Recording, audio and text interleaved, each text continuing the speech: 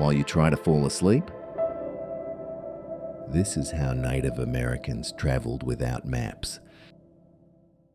Listen how they travel thousands of miles. Long before maps were ever drawn, before cities etched their names upon the earth, there was only the open world, vast, untamed, and alive. Across deserts and valleys, through forests and frozen plains, ancient tribes moved in rhythm with the seasons. They were wanderers and settlers, seekers and survivors, guided not by tools of metal or parchment, but by something older, the language of the land itself. They lived in a time when direction was not read, but felt. The rustle of leaves in a certain wind, the slant of light upon distant hills, the taste of the air before dawn, all these were messages, passed quietly from the earth to those who knew how to listen. For them, the world was not silent. It spoke through patterns and signs, the color of a moss, the bend of a tree, the call of a migrating bird. In those ancient days, the horizon was a promise. To the east, where the sun climbed from the edge of the earth, they saw beginnings. To the west, where the light sank into the sea, they saw endings and memory. Each sunrise and sunset stitched their world together in perfect rhythm, the eternal reminder that even in an endless land, direction could be found in the simple turning of time. They carried knowledge not in books, but in stories, stories of where the rivers bent, of mountains that pointed home, of stars that rose only when it was time to travel. Every elder was a living map. Their words were more than tales. They were coordinates woven in poetry, passed down by firelight, repeated by memory, and preserved by reverence. When the tribes traveled, they did not rush. They moved with the patience of rivers, flowing around the mountains, resting where the earth offered kindness. Their footsteps echoed softly on the soil, but their minds were sharp, alert to every scent, every sign of change. A sudden silence among birds might mean a storm ahead. A line of ants moving east might reveal the coming of rain. The patterns of the world were like a heartbeat, constant, subtle, and deeply known. When night fell and the world dimmed into cool shadow, the sky awakened. The ancient travelers lifted their eyes to the heavens, where billions of stars shimmered like grains of memory scattered across the dark. The stars were not just beauty, they were guidance. They were companions for every tribe that ever moved beneath them. To desert wanderers, the stars showed the way when the sands erased all trails. To ocean voyagers, they became steady friends when the waves rose and the world became horizon upon horizon of endless blue. And to the forest dwellers, whose canopy often hid the sky, even the faintest flicker of starlight through branches was enough to remind them that they were never lost. They learned the sky as one might learn a beloved's face. They memorized which star rose first in spring, which one pointed north, which disappeared before dawn. Each motion was remembered, each light understood. They named the constellations not with science, but with spirit. A hunter chasing an elk through the seasons, a canoe carrying souls through the river of the sky, a mother's hand guiding her children across the darkness. Even when clouds covered the heavens, they were not blind. They felt the pull of direction through wind and water. The sun's warmth shifted with the hours, telling time without need for clocks. The shadows of stones and trees drew paths upon the ground, invisible to most, but clear to those who had grown with the earth. The world itself was a teacher, ancient and patient. It never spoke in words, but in patterns, the kind that could only be understood by those who listened long enough. For these travelers, to move across the land was to read it like a book, page by page, season by season. And so they crossed mountains higher than memory, rivers that carved through centuries, plains that stretched beyond sight. They carried no compass, no chart, no line to measure where they'd been or where they were going. Only the sure belief that the world would reveal its path, as it always had, to those who moved with care and respect. To them, being lost was impossible. How could one be lost in a world that was home? Each step connected them to their ancestors, whose footprints had long since faded, but whose journeys still whispered in the wind. The same winds that once brushed against the faces of those before them still guided the living, invisible hands pointing the way forward. They did not conquer the land. They belonged to it. They travelled not against nature, but within it, an ancient partnership between human and world, between breath and sky, between silence and direction. And as the night deepened and the stars glowed steady above endless horizons, those travellers walked softly, steadily, confidently, following nothing but the music of the earth and the eternal rhythm of the stars. They needed no maps, for they were guided by something far older, far wiser, the quiet voice of the world itself. When the desert wind begins to rise, when the horizon wavers under the burning sun, most would see only emptiness. But for the ancient wanderers, the tribes who lived and travelled through these shifting seas of sand, the desert was not a wasteland. It was a map, alive and whispering. The dunes seemed to change with every dawn, their shapes erased by the night wind. Yet to those who knew its rhythm, nothing was ever truly lost. The travellers could read the sand as one might read a script written by the earth itself. The curve of a dune, the pattern left by the wind, the way grains gathered on one side of a ridge. Each was a sign. Each told a story of direction. They watched the desert's shadows. When the sun rose low, the dunes cast long silhouettes that stretched toward the west.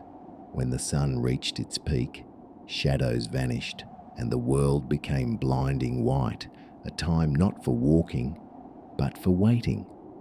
Under woven cloth and shade, they rested through the heat, saving their strength for twilight, when the air cooled and the light softened, and when the stars appeared, their journey began.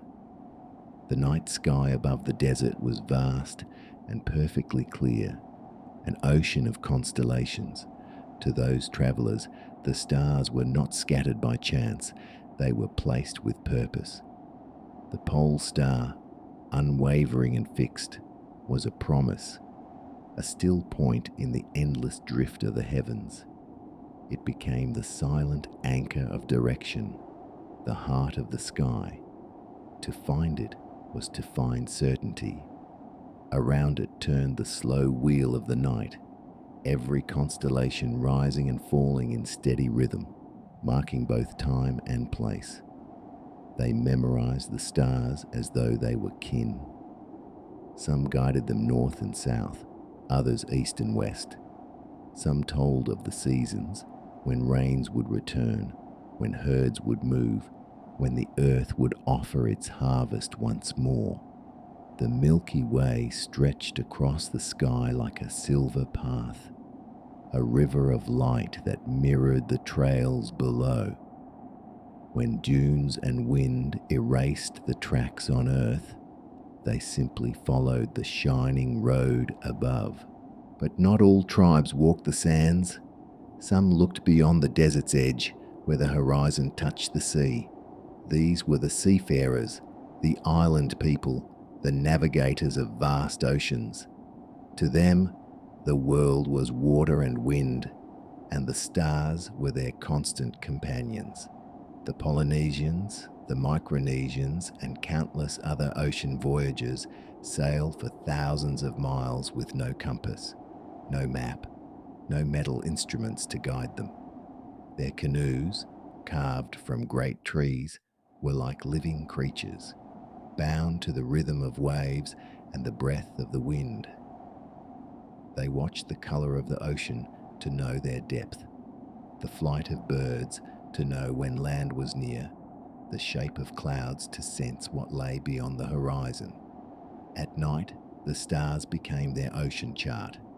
They divided the heavens into paths, star lines that rose and sank at known points on the horizon.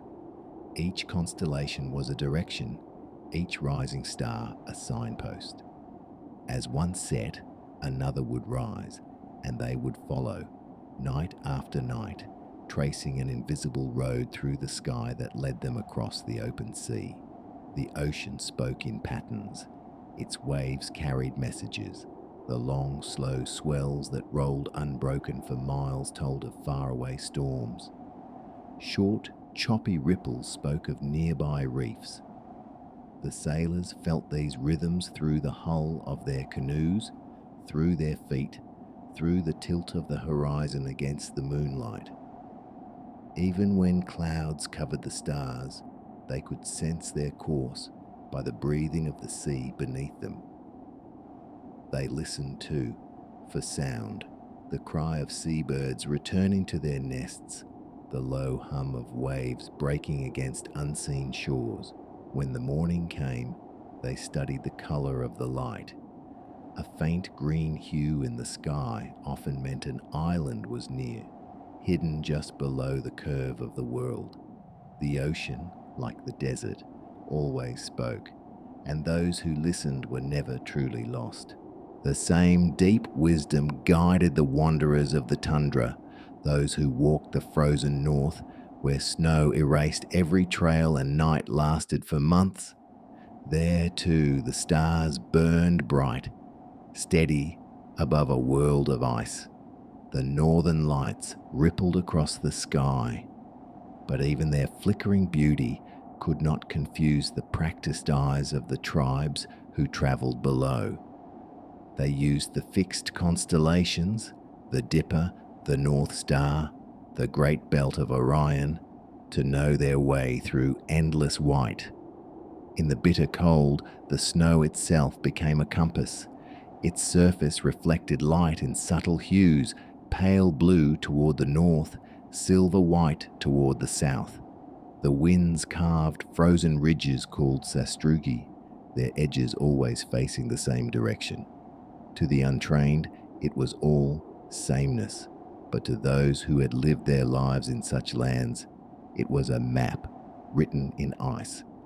Across deserts of sand and snow, across oceans of salt and wind, the ancient travelers shared a truth that transcended all distance. Direction is not something you hold in your hand.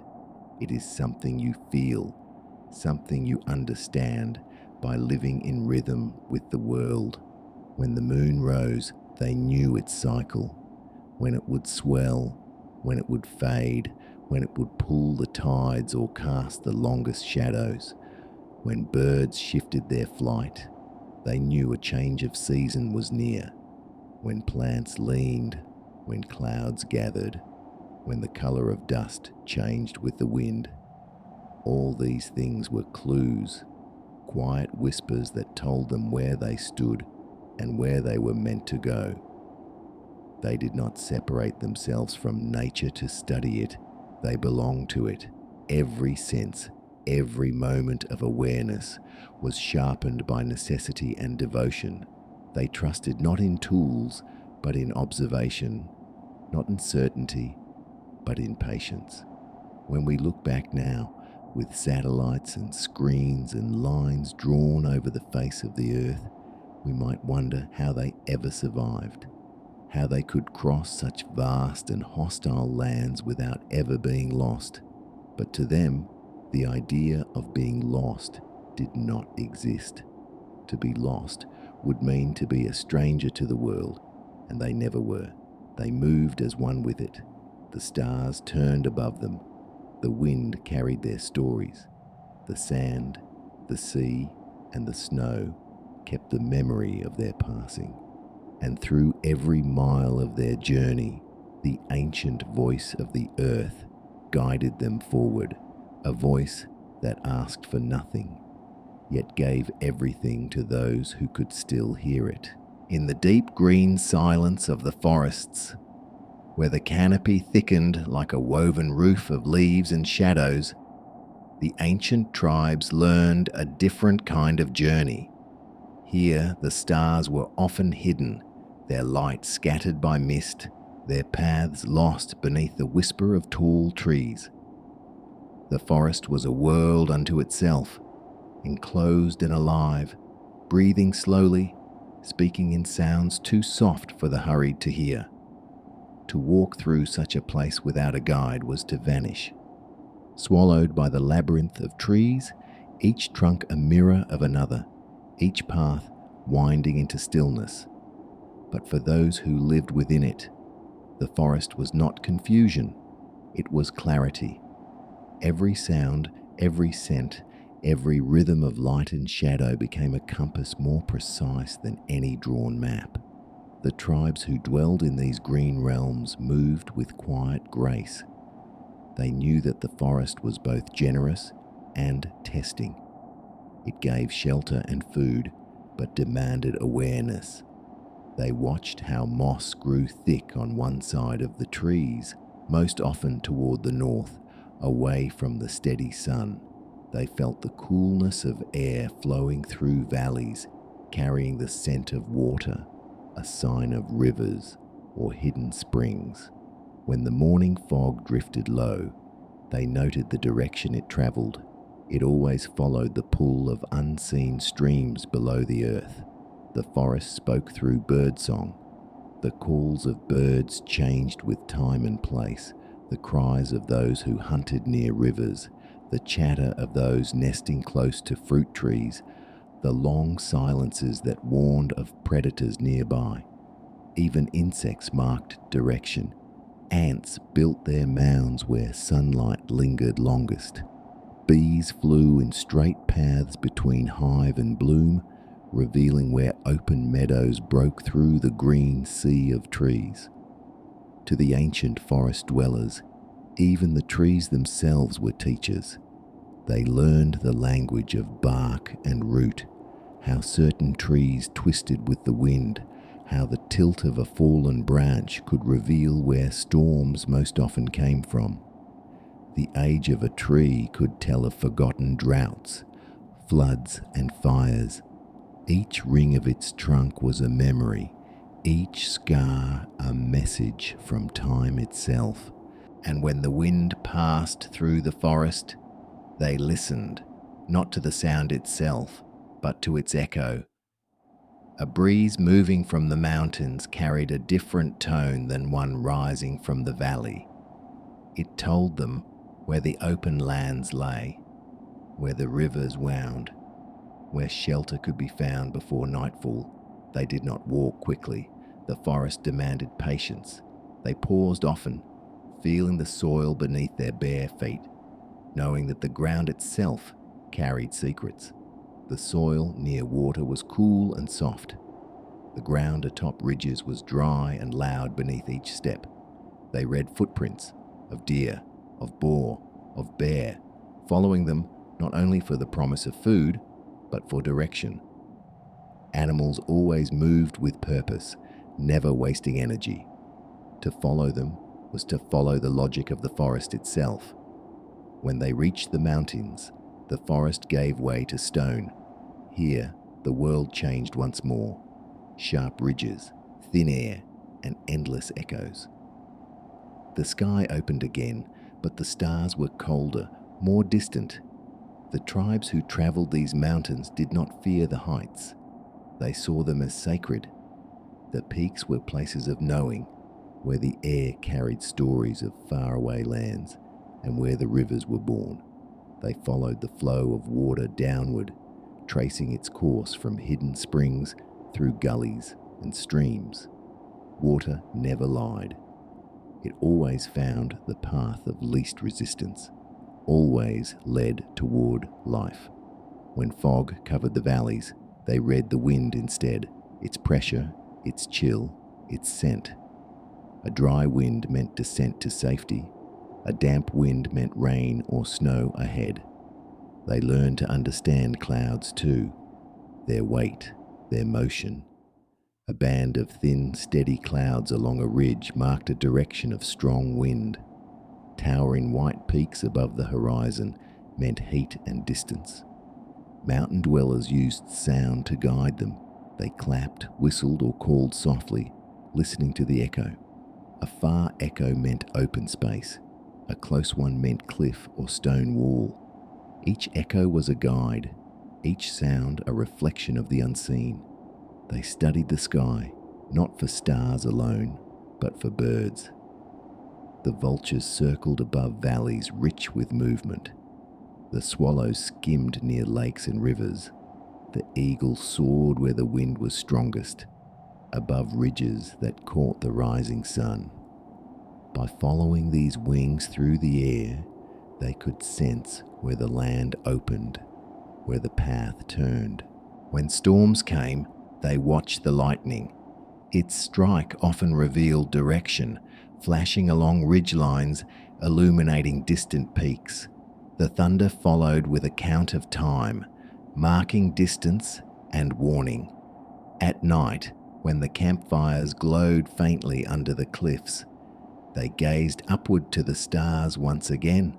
In the thin mountain air, the heavens blazed clearer than anywhere else on earth. The constellations seemed to hang lower, almost close enough to touch. The North Star burned steady, the same light seen by wanderers of desert, tundra, and sea. It united all travelers, a single unwavering reminder that no matter the land, the sky was one. But it was not only the stars that guided them. It was the memory of paths walked before. The mountains held trails carved by generations, not written but walked into existence. Each stone step bore the weight of time, each cairn a silent marker. They stacked stones as signs for those who would come after, building a chain of trust across centuries, one traveller helping another, though they might never meet. Through the forest and the mountains, through mist and wind, these tribes carried not just tools or weapons, but faith that the world itself was an ally. Every echo, every shadow, every whisper of leaf and rock was part of a vast living language, one that needed no words. And so they continued to move, not in haste, but in harmony. They walked beneath branches that had seen countless lives before theirs. They stepped on earth that remembered every foot that ever passed. And though the world seemed boundless and wild, they were never afraid, for they knew that to travel was not to conquer the unknown. It was to remember what the earth had always tried to say. The path was not written on paper. It was written in wind, in stone, in water, and in time. And the forest, the mountains, the stars, all watched silently, guiding them ever onward. Long before ink met parchment, long before cartographers traced the first fragile lines of the known world, there existed a deeper form of mapping, one woven not with tools, but with memory, sound, and story. For the ancient tribes, direction was not something drawn. It was sung, spoken, and remembered through generations.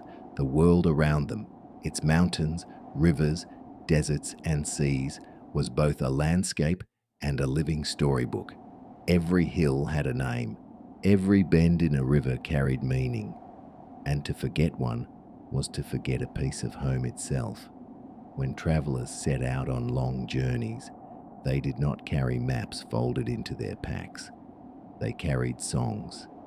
Each verse of these songs described a part of the world, A tree that leaned east, a stone that gleamed at dusk, a river that bent toward the sunrise. The rhythm of the song was the rhythm of travel. Each line was a step, each melody a landmark. To sing it was to walk it. To remember it was to know the way. In the vast deserts of Australia, the Aboriginal people created what we now call songlines.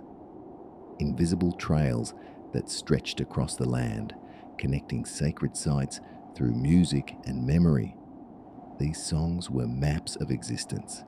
They told of the journey of ancestral beings who shaped the world, mountains where they rested, rivers where they drank, caves where they slept. By following these songs, one could navigate thousands of miles, for the melody itself followed the shape of the land. Each note mirrored a change in terrain. Each pause, each tone, each rhythm aligned with real places under the sun. The same truth echoed in other parts of the world. In the Arctic, Inuit elders taught their children through stories that mapped the movement of sea ice, the location of inlets, the behavior of the wind. They spoke of the shape of a coastline, not as a list of directions, but as a living narrative, a tale that flowed as the ocean did, precise yet poetic. Each story carried warnings, wisdom, and wayfinding, all hidden within its rhythm. In Africa, griots and storytellers passed down oral geographies that stretched beyond the horizon. They knew the rivers by their voices, how the water sang against stone, how the frogs chorused near the marshes at night, how certain birds vanished when dry season drew near. They remembered the sequence of villages like stanzas in a song, each name falling after the next, forming invisible trails through the savannah. To an outsider, their songs seemed like history. To those who understood, they were maps in disguise. In the highlands and steppes of Central Asia, nomads carried direction in the drumbeats of tradition. Their songs changed with the wind, slow and deep in the valleys, bright and sharp upon the ridges. When the herds moved, they followed the melodies that mirrored the earth's contours. The music was not for entertainment. It was orientation, a way to feel the landscape through sound, to keep the heart synchronized with the horizon. Every tribe in every corner of the ancient world shared one belief: memory was stronger than stone. Maps could fade or burn, but songs could live forever, carried by voices shared by hearts. Through these songs, direction was not only learned, it was felt. When night fell and the fires burned low, the elders gathered the young around them. Their words came slowly, each syllable heavy with age and reverence. They spoke of journeys made long before, when their ancestors followed rivers until the stars changed, when they crossed plains so vast that the sky seemed endless, when they found safe places by listening to the calls of birds. Every story was a road. Every road led back to the understanding that to travel was to remember. Some tribes carved these memories into symbols, not written language, but markings that hinted at movement, patterns drawn in sand or etched into rock, spirals for rivers, dots for camps, lines for paths between worlds. Each design held layers of meaning, only understood by those taught its rhythm. The markings were like constellations on the earth, silent reminders that memory had form, that journey had shape. And there were rhythms too, ways of walking that kept the path alive. Nomads often hummed as they traveled, their steps matching the beat of their songs. In the repetition of movement and melody, the way became ingrained in body and spirit. When one generation passed, the next inherited not just the song, but the feeling. the way the wind should sound, the way the earth should smell when the next landmark drew near. To forget such songs was to lose direction, and so they guarded them carefully, not in secrecy, but in sacredness. A map drawn on hide could be stolen, a path written in ink could be destroyed, but a map sung into the heart that could endure for eternity. Even the silence between verses had meaning. A pause might mark a valley, a long breath might signify a great plain, a sudden change in tone might warn of danger, cliffs, storms, or the borders of another tribe's land. These songs were more than navigation. They were survival, culture, and worship intertwined. They sang to the land not to command it, but to keep harmony with it. For the ancient travelers knew a truth modern minds have mostly forgotten, that the earth listens. Every sound, every word, every step resonates. The wind carries memory, and the soil remembers song. When the travelers rested, their music lingered in the night air, soft, steady, echoing across valleys and deserts. The stars above seemed to pulse in time with their rhythm, as if the universe itself marked their way. These songs were their lifelines, their stories, their maps of the soul. Through them, the people remembered where they came from, where they stood, and where they were going. And though centuries have passed, though written maps have replaced sung ones, the echoes of those melodies still linger in the way the wind hums through canyons, in the whisper of trees, in the rhythm of waves against ancient shores. For even when the words are forgotten, the world remembers. The earth still hums the same old tune, the song of direction, of memory, of belonging. A song once sung by travelers who needed no compass, for they carried the map within their hearts. The ancients did not measure their lives in hours or minutes. Their clocks were the sky, and their calendars were the seasons. Time itself was a vast, living compass, a circle that guided their every step. Each dawn and dusk, each swelling moon and shifting shadow carried direction. Through the slow pulse of nature, they found not only where to go, but when. When the first light crept across the horizon, the tribes watched carefully. They saw how the sun rose slightly to one side of the mountains in winter and further to the other in summer. They marked these changes, the slow drift of the sunrise along the edge of the world, and from it they built understanding. The place where the sun returned again and again became sacred, a place of balance, of knowing. It was through the rhythm of the light that they aligned their movements with the breathing of the earth. The sun was their great guide, their eternal point of reference. In the heat of the desert, its position told them where north and south lay.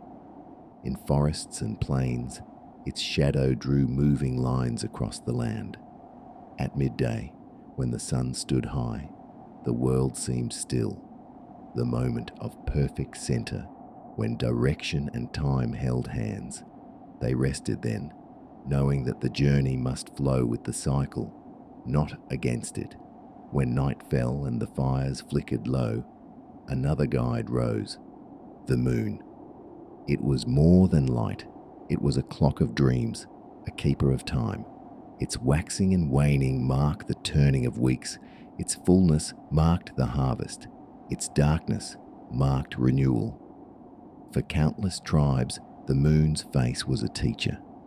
When it grew bright, the tide swelled, the fish came closer to shore. The nights grew long with work and celebration. When it faded, the world turned inward, quieter, preparing for rest.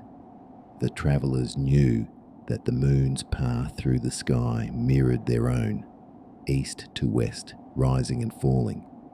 Its glow guided them through open plains, its shadow marked the mountains. When the moon tilted in its journey, they noted how far its curve leaned, a subtle cue of season, of changing direction, of the shifting balance of the world. Some tribes built monuments to the sky, not as worship, but as remembrance. Circles of stone, rows of wood, or mounds of earth aligned perfectly with the solstices. At dawn on the longest day, light would spill through gaps carved by careful hands, falling upon a chosen place, a silent mark of precision, proof that even the most patient rhythms of the cosmos could be known.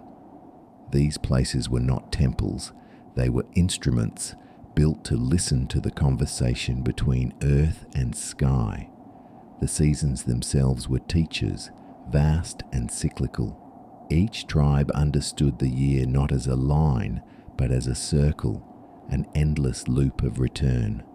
They knew the smell of the first rains, the feel of the air before frost, the sound of birds calling in the days of migration. Every season was a message, telling them when to move, when to stay, when to hunt, when to plant. In the far north, the people followed the sun's absence. When it vanished for months, they read the faint twilight, the shimmer of the stars, and the slow return of dawn. They lived by patience, counting time by the pulse of ice and thaw. When the sun rose again after the long night, it was a moment of celebration, the promise that the world was still turning, that their path through darkness had not been in vain. In the equatorial lands where light and dark were nearly equal, they watched the rain. Its rhythm was their compass. Each pattern of downpour marking migration, each dry spell signaling movement toward new water. To them, time was not divided by numbers, but by the songs of frogs, the blooming of flowers, the arrival of certain birds. It was a softer form of understanding, one that lived in the senses, not in the mind. And in every place, the stars were the silent record keepers. Night after night, year after year, their slow drift told of time itself. The ancient watchers noticed how some constellations appeared only in certain months, how others disappeared for long stretches before returning. By memorizing these patterns, they could measure seasons even when far from home. A single cluster of stars on the horizon could tell them whether it was time to follow the herds, time to harvest, or time to rest. They knew too that everything in nature followed cycles, that what was lost would return, that what faded would bloom again. The moon would vanish but always come back. The sun would sink but always rise. The rivers would dry and flow once more. To live in rhythm with these patterns was to live in balance, to move not against the world but alongside it. When they travelled, they did not hurry. Their pace was the pace of the season, slow, deliberate, tuned to the turning of the world. They rested when the land rested. They journeyed when it called.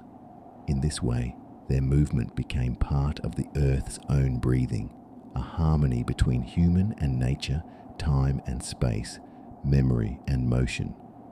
The passing of time was not something to be feared. It was a compass, ever turning, ever faithful.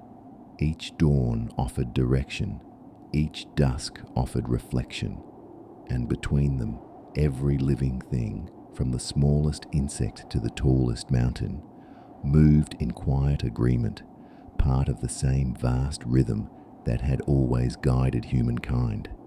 And so, as the fires burned through the long nights and the stars wheeled slowly overhead, the ancient tribes found their way, not by invention, but by attention to the sun, to the moon, to the soft, patient heartbeat of time itself. They did not need to ask where they were, for the world told them in every breath of wind, every shimmer of light. every turn of the heavens above. They were never lost, for to them the passage of time was the map. The world was never gentle to those who crossed it. The deserts burned, the mountains froze, the seas roared, and the winds could turn cruel without warning. Yet the ancient tribes, those wanderers of continents, those travelers through ages, survived where others might have perished. They endured because they had learned to listen to the voice of the world, even when it spoke in storms. When danger loomed, it never came unannounced. The earth always whispered first. Before the monsoon rains broke across the plains, the wind would change its scent, carrying the sweetness of distant water, the deep pulse of wet soil. The air grew heavy and restless. Insects vanished into cracks, and birds flew low, their wings brushing the tops of grass. The travelers knew these signs. They knew when to seek shelter, when to gather dry wood, when to tighten the bindings of their shelters before the sky opened and the world turned to water. In the desert, where heat shimmered like a living thing, storms were born of silence. The horizon darkened not with clouds, but with moving sand, a wall of dust that blotted out the sun and devoured the light. To those unprepared, it was terror. To the seasoned wanderer, it was a message. They read the patterns of wind the way others might read the lines of a map. A sudden shift from east to west meant danger. A cool gust against the neck meant a storm rising fast. They turned their faces away, wrapping cloth tightly around their eyes, crouching low beside the dunes until the storm passed, becoming one with the earth rather than fighting it. And when silence returned, they rose, brushing sand from their clothes, continuing their journey as if nothing had interrupted the path. Across oceans, the seafarers read danger in the smallest signs, the color of water deepening to green, the silence of seabirds, the sudden flattening of waves before the first roar of a typhoon. They learned to trust not the eye, but the feeling in the bones, the subtle sway of the sea beneath them, the way their canoes whispered of change before the wind ever touched their sails. When storms came, they lashed their ropes, folded their sails, and waited in stillness, surrendering to the ocean's mood until it calmed once more. In the mountains, danger came from above and below, from falling rock, from blizzards that could erase a trail within minutes, from thin air that slowed the heart. The tribes who lived in those high places watched the clouds constantly. When the clouds hugged the peaks, they knew a storm was coming. When the wind sang in strange tones through the rocks, they knew avalanches were near. They moved in silence, each step measured, each breath counted. And when the snow began to fall in sheets, they found hollows and caves, not to hide from the mountain, but to rest within it, trusting that it would let them pass when the time was right. Even the forests could turn perilous. When rain came too long, rivers swelled, paths vanished beneath mud, and the air grew thick with rot and fever. The forest dwellers read the hum of insects to know what lay ahead. If the crickets fell silent, it meant danger, perhaps a predator, perhaps a sudden flood. If frogs began to sing too soon, it meant the rain was near. Every living thing became a messenger, every sound a signal. In drought, they turned to the animals. Antelope and deer, desperate yet wise, always knew where hidden water lay. Birds flew low over dry valleys only when a spring remained nearby. Even the movement of termites, building their mounds higher than usual, told of long, merciless seasons to come. The tribes watched these signs not as superstition but as conversation. The earth spoke through its creatures, and those who listened never walked alone. They also learned to read the stars for warning. When the night sky dimmed with red haze, they knew the wind carried dust from distant lands, a sign of shifting weather.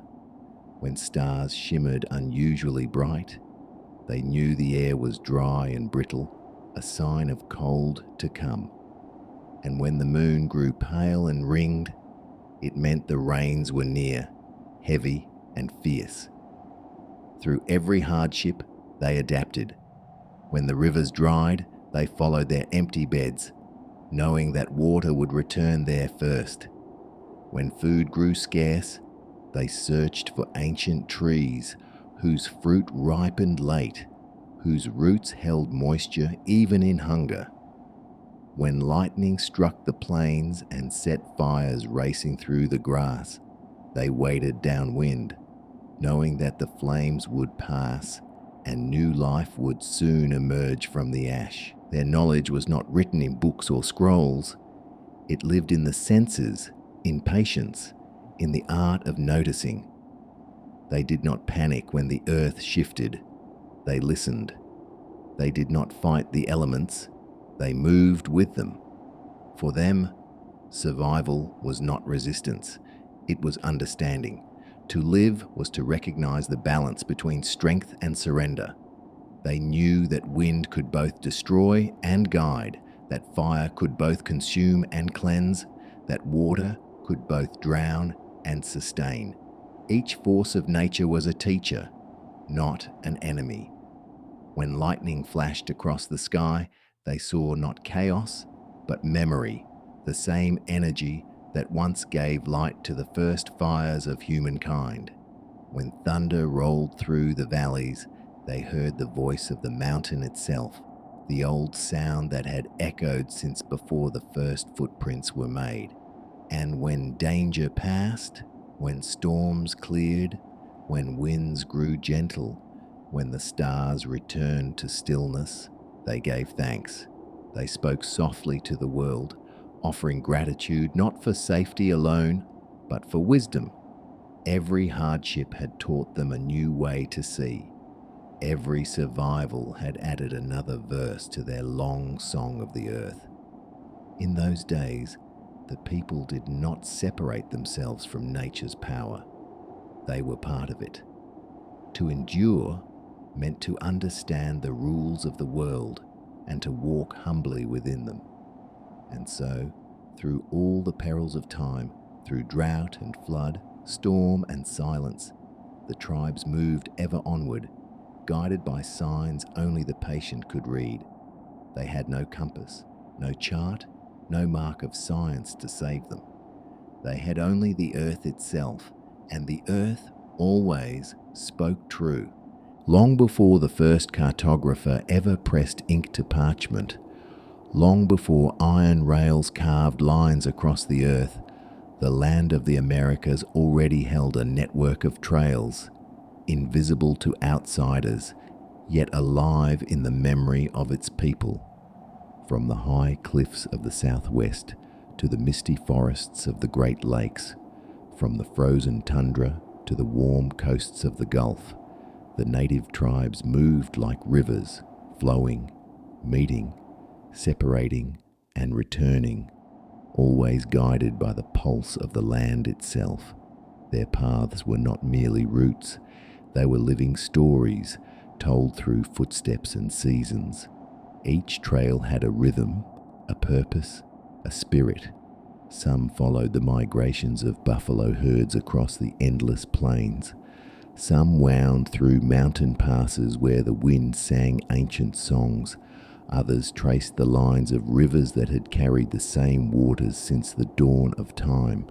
Each road, each crossing, each campfire left behind became part of a web, a vast unseen map connecting the heartbeats of countless nations.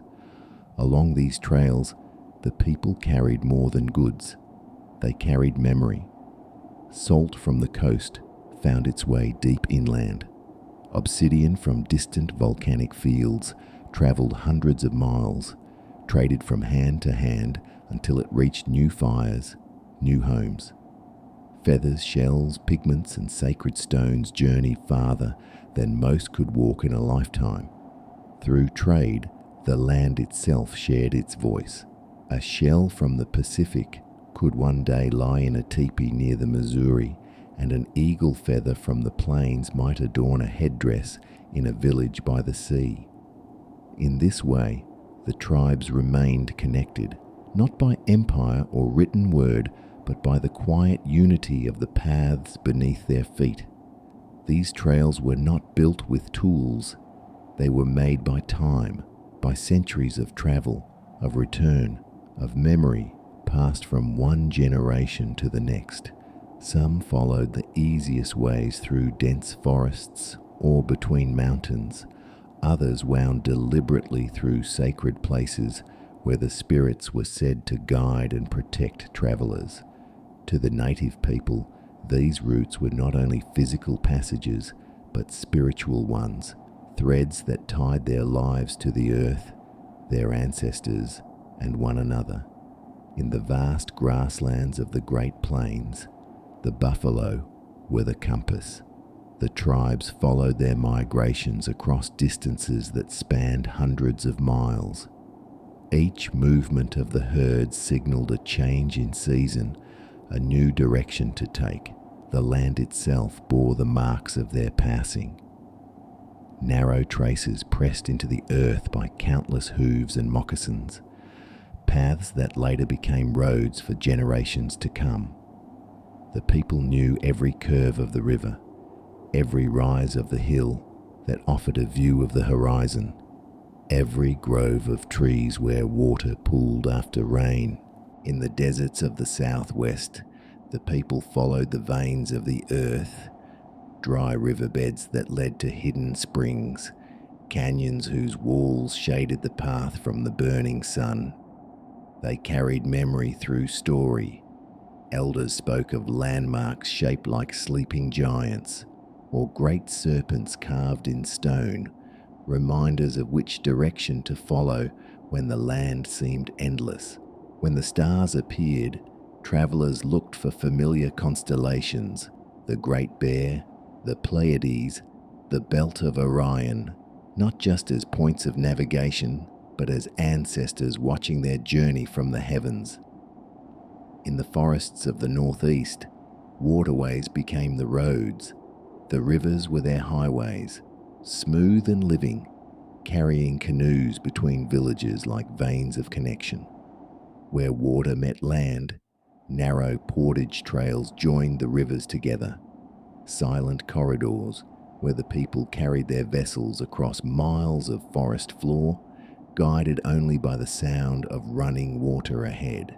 These routes linked the Great Lakes to the Atlantic coast, the inland forests to the ocean's edge.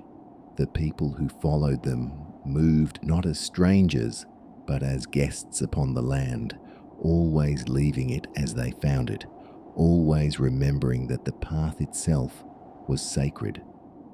Far to the north, the Arctic tribes crossed frozen lands where the earth itself vanished beneath snow. They navigated by the shape of the wind, the way drifts formed ridges in certain directions, the color of ice under moonlight. Even in the white silence of winter, they saw a map written across the world, in the stars, in the calls of distant animals, in the taste of the air. To them, no place was empty. It was filled with signs, each one a whisper from the spirit of the land.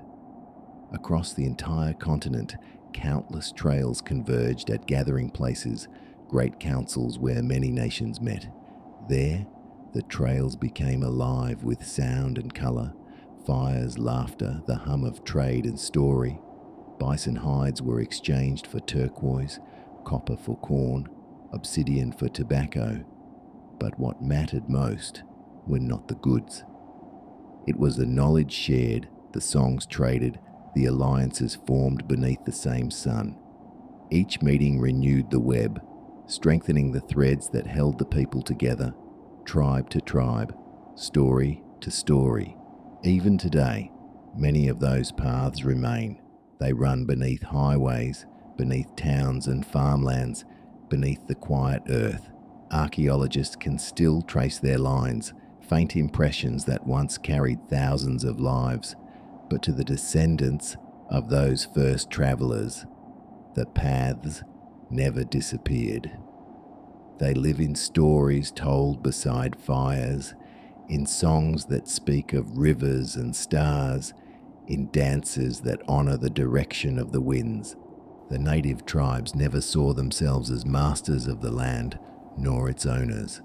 They were travelers through its spirit, guests upon its body. Their paths were not marks of conquest, but of belonging. They believed the earth remembered every step, that the stones and grasses carried the memory of each traveler's breath. To walk was to pray. To follow a trail was to join the story of all who came before. And so, though they crossed thousands of miles, they never felt lost. Every mountain, every tree, every stream was a guide, part of a living compass that stretched from ocean to ocean. The land spoke, and they listened. The stars shone, and they followed. In their hearts, they carried the truest map of all, the memory of the earth itself. For those who knew how to read it, every path led home. Travel, in this way, became a form of prayer. Each footstep was a heartbeat offered to the earth.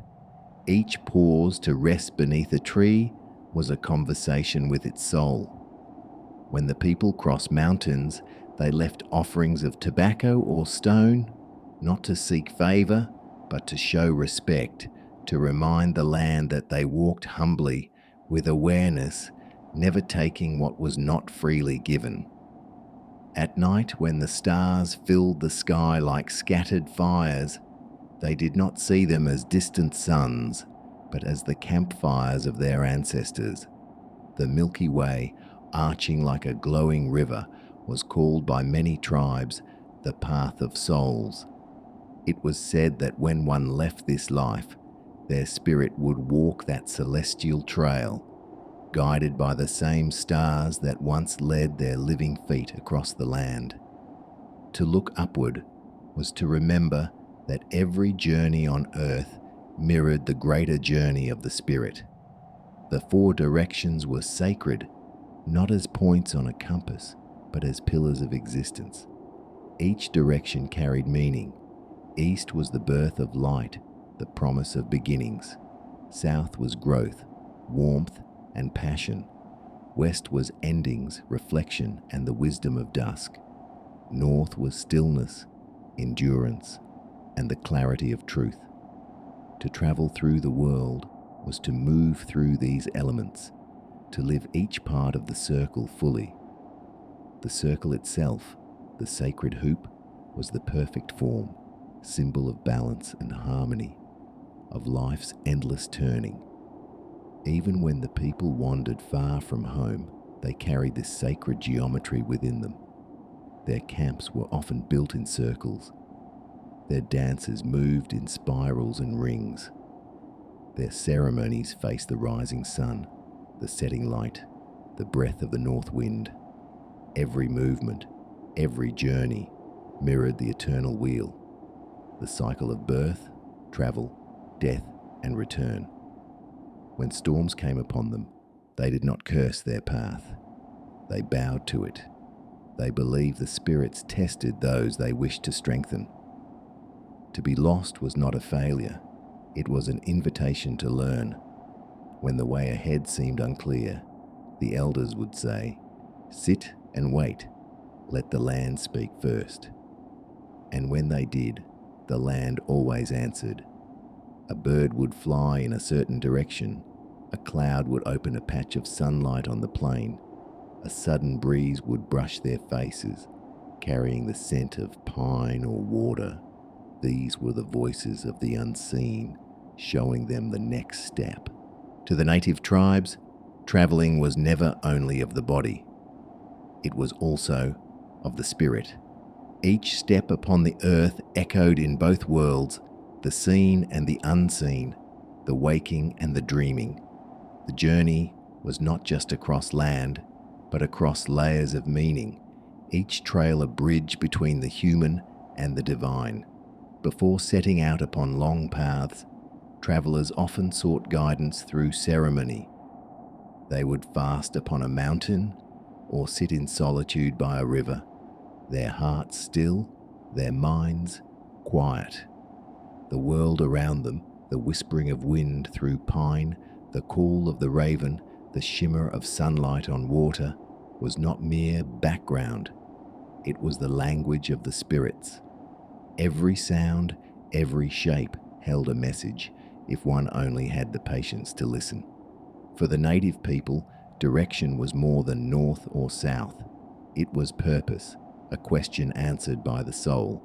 One did not ask merely where to go, but why. Before the first step, they waited for the sign, a dream of an animal, a pattern in the clouds, the sudden flight of an eagle into the rising sun. These were not coincidences, they were invitations, reminders that no journey began without the blessing of the unseen. The young often took vision quests, sacred journeys into solitude where they sought the Spirit's voice to reveal their path in life. They would climb to high places where the world grew still and the horizon widened into infinity. There they would sit for days with no food, no water, only the breath of wind and the turning of stars. In that stillness, when the mind quieted and the self grew small, the earth itself began to speak, perhaps through the cry of a hawk, perhaps through the dance of fireflies at dusk, perhaps through a dream that came like soft thunder, a dream that showed them their purpose, their totem, their true direction. Such visions were not seen as personal fortune, but as sacred responsibility. A man who dreamt of the bear learned strength and healing. A woman who dreamt of the deer learned gentleness and intuition. A child who dreamt of the river learned to lead others safely through change. And when they returned from their quests, they did not say, "I found my way." They said, "The spirits have shown me where to walk." Even dreams served as maps. Many times, before great journeys, travelers saw their paths in visions, rivers they had never crossed, mountains they had never climbed, lands they had never seen, and when they finally walked those places in waking life, they found them exactly as they had dreamed.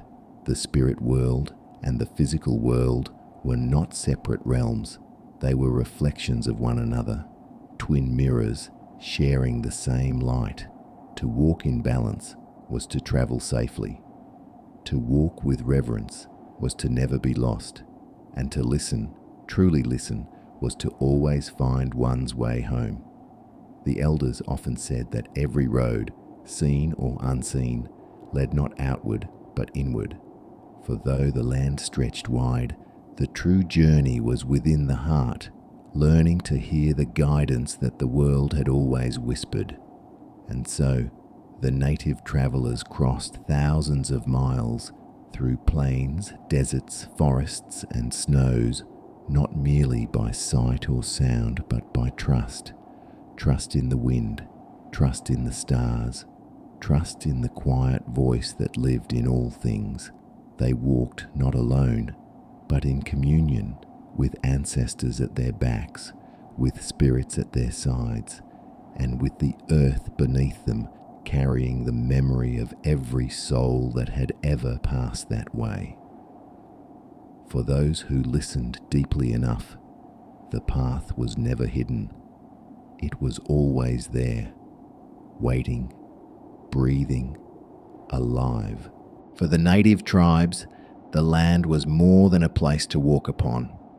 It was a story, a song, a memory carried across generations, And just as they followed rivers, stars, and winds to find their way, they preserved the very paths themselves through the words they spoke, the songs they sang, and the stories they told. Every hill, every river bend, every grove of trees held meaning. They were not merely obstacles or landmarks, they were characters in a living narrative.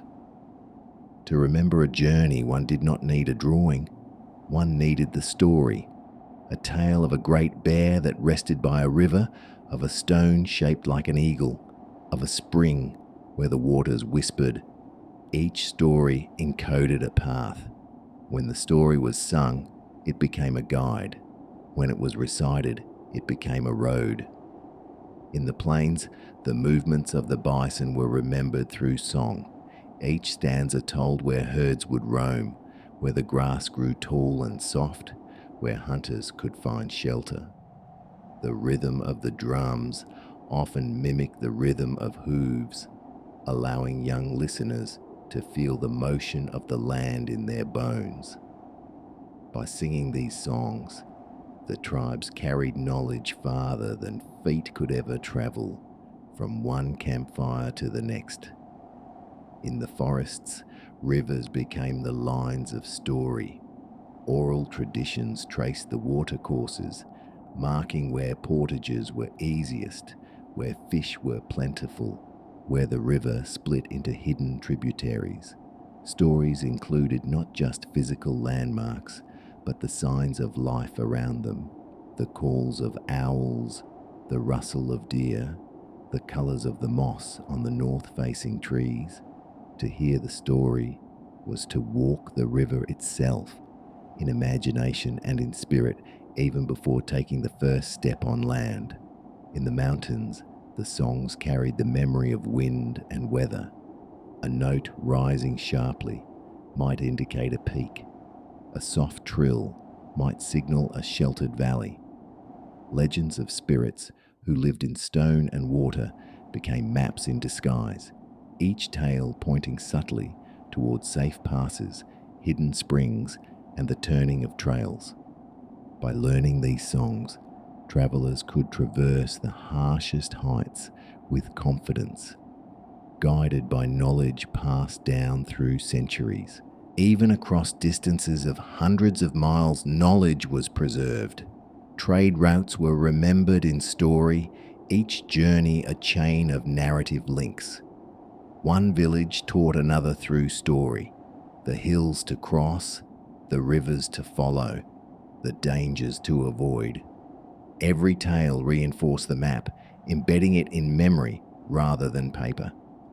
Through this oral cartography, entire continents were connected, paths that stretched coast to coast, linking people, resources, and sacred sites long before any written map existed.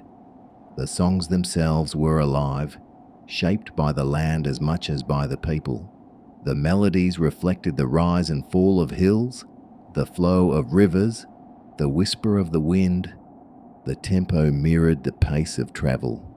When sung beside a fire, one could imagine the journey ahead, step by step, through the rhythm of voice and drum. Elders reminded the young that the land remembered too. A footprint pressed into soft earth, a canoe carried across a portage, a fire left to smoke for a day. All of these left traces in the memory of the earth itself. By telling and retelling the stories, humans and land together kept the map alive.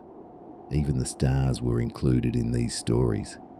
Constellations were not simply lights in the sky, they were guides and ancestors. The Big Dipper might represent a bear traveling across the sky, pointing north.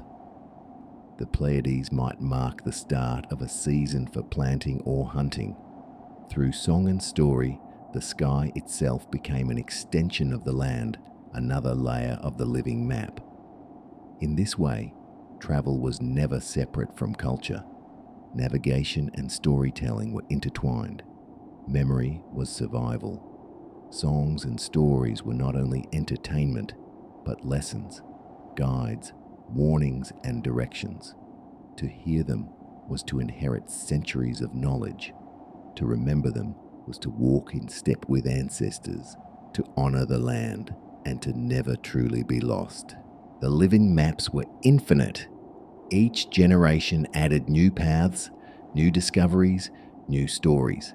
Each child who learned the songs became both traveler and cartographer, both listener and recorder.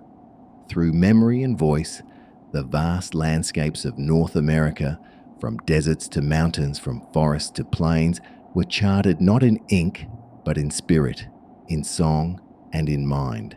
And so, when the tribes walked across rivers, plains, forests, and mountains, they carried more than feet and hands.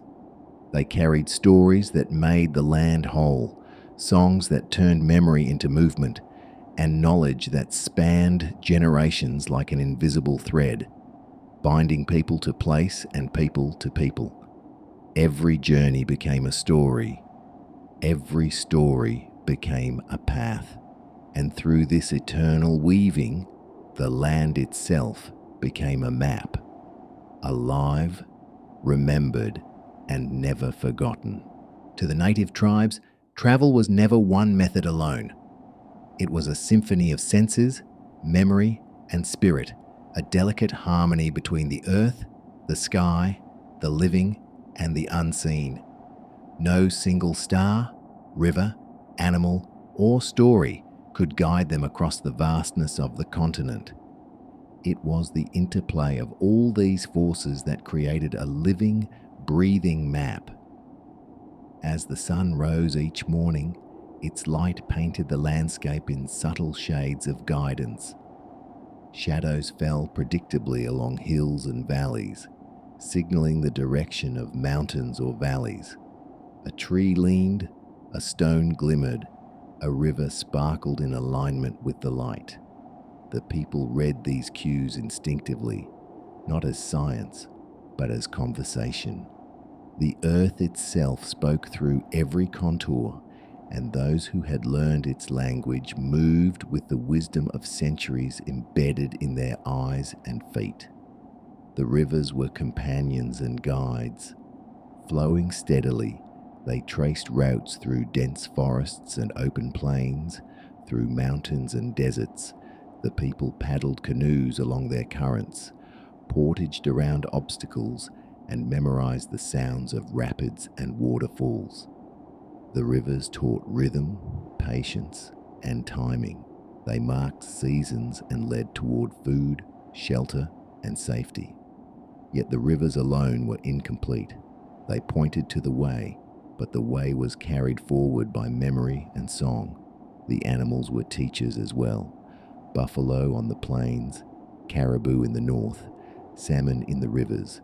Their movements revealed food, water, and direction. Birds flying at dusk or dawn spoke of nearby water or open plains. Tracks pressed in mud or snow marked paths of safety, indicating whether predators were near, where the herds had gone, or where the land could be crossed safely. The people observed these signs with patient attention, reading the behavior of the living world like letters written in the language of survival.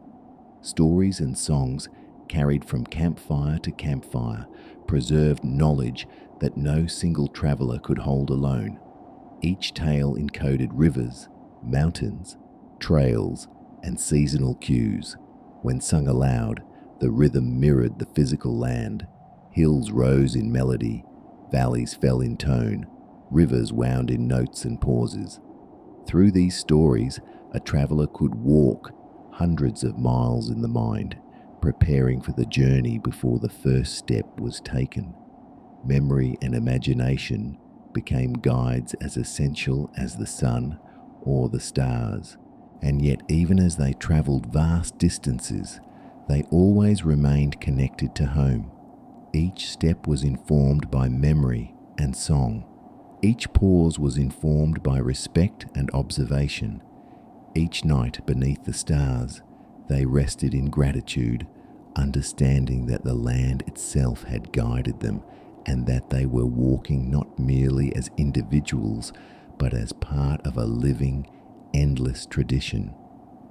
To modern eyes, their journeys might seem impossible, crossing thousands of miles without maps, without compasses, without written directions.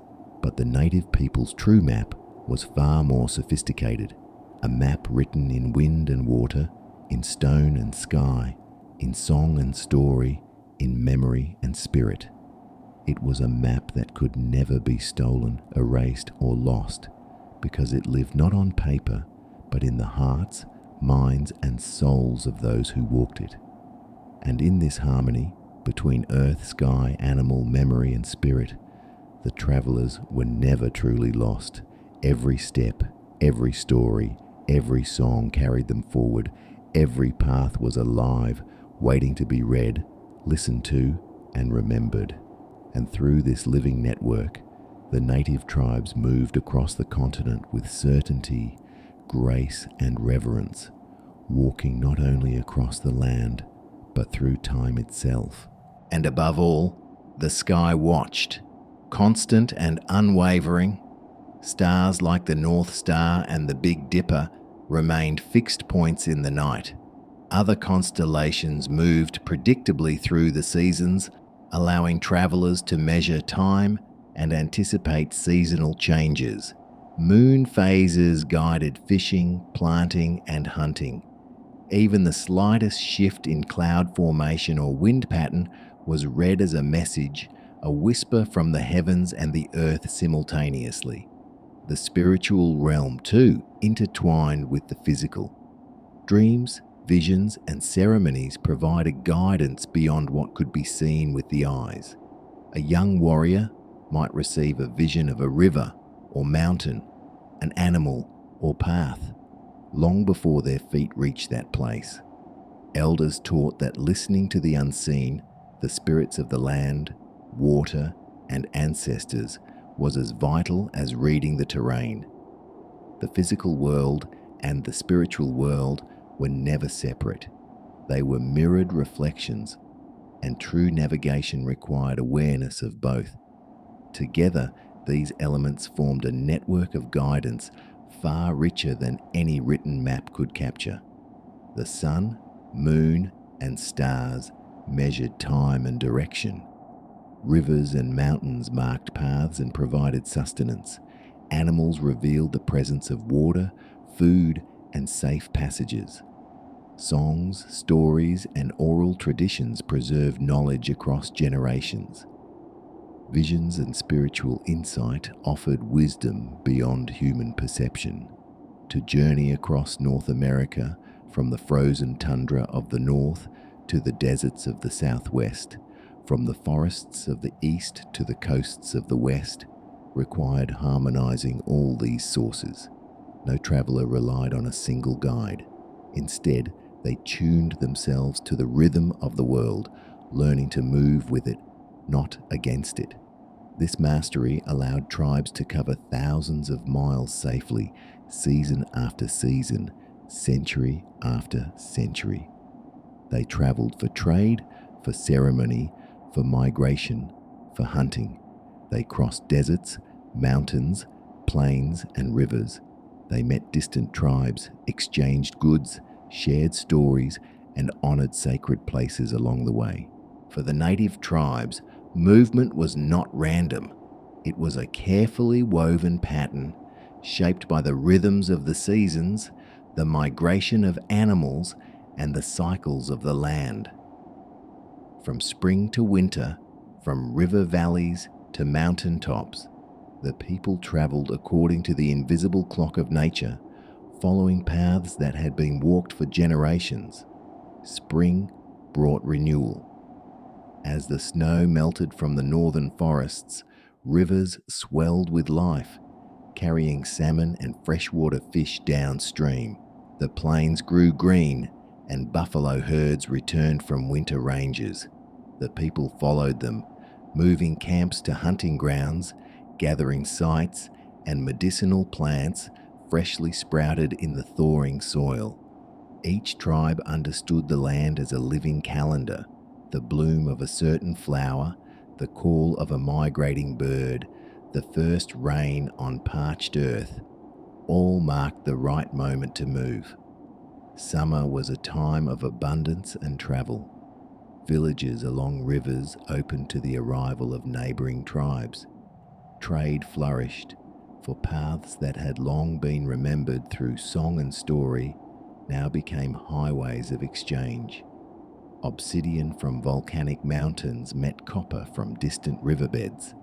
Shells from the coasts adorned inland ceremonial spaces. Dried meat and corn travelled from fertile valleys to forested lands. With every trade, stories travelled too, of distant lands, sacred sites, ancestral heroes, and hidden springs. The trails themselves became more than roads, they became channels of culture, memory, and connection, linking people across hundreds of miles. Fall brought preparation. Harvests were gathered, stores of food were built, and animals were hunted as the earth began its slow retreat into winter. The people moved to winter grounds, to sheltered valleys, to river bends that remained open even as ice crept into the north. The rhythm of migration was precise, learned through centuries of observation. Those who moved too early faced hunger. Those who moved too late faced cold. Timing was survival, and it was always synchronized with the movements of the land, the cycles of animals, and the guidance of spirits. Even in the harshest winters, the networks endured. In the northern forests and tundra, frozen rivers became highways, carrying travelers safely across vast distances. Snow and ice bore the memory of footsteps from previous seasons, forming tracks for those who followed. Elders taught the young to read these trails, to see subtle markers in the snowdrifts, to notice the way ice reflected light. Every frozen path was part of a web, a living map linking hunting grounds, winter camps, and ceremonial sites. These networks were not purely practical, they were sacred. Ceremonial gatherings drew tribes from hundreds of miles, often following trails embedded in story and memory. At these gatherings, people exchanged not only goods, but prayers, dances, songs, and visions. Sacred knowledge moved along these paths just as surely as obsidian, corn, or buffalo hides. Through these journeys, the continent itself became a living, breathing network of relationships between people, between land, and between spirit. In the southwest, the deserts revealed another layer of this map. Dry washes, rock formations, and ancient pueblos marked routes that connected distant communities. Waterholes, springs, and shaded canyons were remembered as sacred sites. The paths were traveled seasonally, not just for survival, but to maintain alliances, to honor ceremonies, and to renew the social fabric of the region. Along the eastern woodlands, rivers connected distant villages like veins through the body of the continent. Portage trails between rivers became well-known routes, linking lakes to streams to the Atlantic coast. Families would follow these trails year after year, teaching their children the rhythms of travel, the signs of animals, and the sacred geography embedded in every hill and bend. Across the plains, the buffalo migrations created predictable paths. Tribes learned these routes over generations, moving in concert with the herds. Trade posts, camps, and temporary settlements dotted these trails, forming a living chain of human presence across vast distances. And at each stop, stories were shared, songs were sung, and knowledge was passed forward, keeping the network alive and strong. The movement of people, animals, and knowledge created a continent-wide system. It was invisible to outsiders, but it was precise, intricate, and enduring. It was a map made not of ink, but of life, of footsteps, voices, songs, and spirit. It was a map that adapted with the seasons, respected the rhythms of the land, and honored the guidance of the stars, rivers, and ancestors. Through these journeys, whether for survival, trade, ceremony, or learning, Native Americans crossed thousands of miles with confidence. They moved not as conquerors, but as respectful travelers. They carried with them the stories of their people, the wisdom of the land, and the memory of countless journeys before. Every step reinforced the network, every pause renewed it, every song kept it alive. And so the continent itself became a living map, not fixed, not rigid, but flexible, sacred, and eternal. Through seasons and generations, through trade and migration, the native tribes wove together a web of paths that connected people, spirit, and land in ways that no paper chart could ever capture. Even today, the echoes of these journeys remain. They live in rivers that still flow, in stars that still shine, in trails that still whisper beneath the earth, and in the songs, stories, and memories of descendants. The paths endure, a testament to the remarkable skill, patience, and reverence of the people who walked them. In the heart of every tribe, there existed a sacred duty: to teach the young the ways of travel, to pass down the invisible map that lived within memory and song. For what good was the path if it was not remembered? And what good was memory if it did not guide those yet to walk? The teaching of travel began not with steps, but with silence. Children were taught to listen to the hum of the wind through the trees, to the sound of water moving over stone, to the calls of birds as they circled high above. Before they could walk far, they had to hear the land. The elders said that the world was always speaking, but only to those who had learned to listen. In the morning, young ones watched as elders studied the horizon. They saw how the first light revealed the shapes of distant hills, how shadows lengthened over ridges, how the air smelled different when a river lay ahead. No lesson was written, and no words were wasted. Learning happened through watching, through walking, through quiet understanding. Each journey became a classroom without walls, each trail a living text written in soil, light, and wind. The old ones carried within them the map of generations, a web of remembered rivers, mountains, plains, and sacred sites. They had walked these lands since youth, memorizing not through marks on stone or parchment, but through rhythm and repetition. As they traveled with the young, they named the world softly: a certain bend in the river, a stone that cast a familiar shadow, a tree shaped like the horn of a deer. Each name was a marker, each description a guidepost. The land itself became a language the young learned through time and patience. At night, lessons deepened around the fire. Stories were told not as entertainment, but as encoded knowledge. A tale of a wandering hunter might secretly trace a path between two rivers. A legend of a star that fell from the sky might reveal the position of a constellation used for navigation.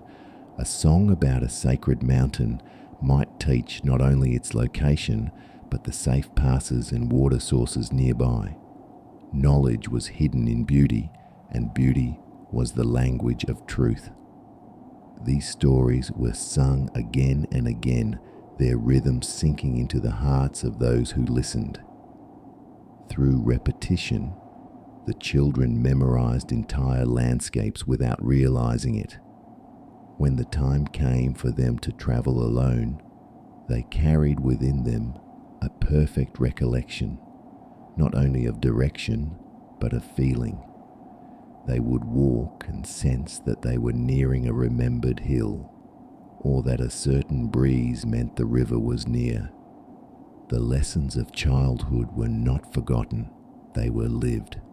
But not all knowledge was visible. There was a spiritual side to learning the path, one that joined the body, mind, and spirit. Through fasting, prayer, and solitude, young seekers were sent into the wilderness to find their vision. There they would wait for signs, the call of a bird, the appearance of an animal, the shape of clouds, or the whisper of a dream. What they received was not merely symbolic, it was direction. A vision could reveal the land they were meant to walk, the mountains they must cross, or the sacred places their spirit was tied to. This was not only navigation, it was initiation into the living map of the soul. When they returned to their people, their journeys were interpreted by elders who understood the deeper language of signs. Dreams and symbols became part of the tribe's shared knowledge, blending spiritual insight with earthly wisdom. In this way, every generation contributed new detail to the great memory of the land. The map of their ancestors was never fixed. It grew and deepened with each new vision, each new discovery, each new walk upon the earth. The process of teaching continued through life. Even adults learned new paths, new stars, new patterns. Travelers who met along the great trade routes shared what they knew: a spring found in the desert, a new crossing over the mountains, a sign in the sky that foretold the change of seasons. Through gathering and exchange, the knowledge of travel expanded across vast regions, uniting peoples of distant languages under a single understanding of the land. For the elders, memory was sacred.